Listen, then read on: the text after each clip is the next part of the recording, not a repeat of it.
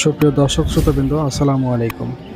অবসর সময়ে কিংবা ছুটির দিনে পরিবার নিয়ে অল্প সময়ের জন্য কোথাও ঘুরতে যেতে চাইলে ব্রহ্মপুত্র নদের তীরে গড়ে ওঠা জয়নুল আবেদীন পার্ক হতে পারে আপনার প্রথম পছন্দ।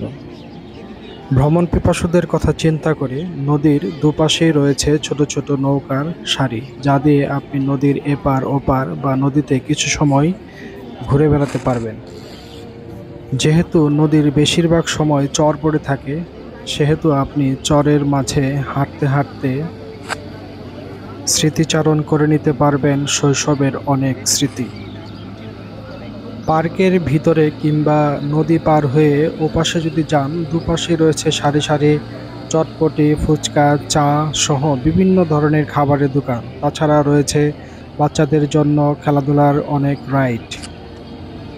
তাই আর দেরি কেন, অবসর সময়ে ঘুরতে আসুন জয়নুল আবেদীন পার্কে এবং আমার এই চ্যানেলটি সাবস্ক্রাইব করার অনুরোধ রাখছি সবার কাছে। ভালো থাকবেন সবাই, ধন্যবাদ।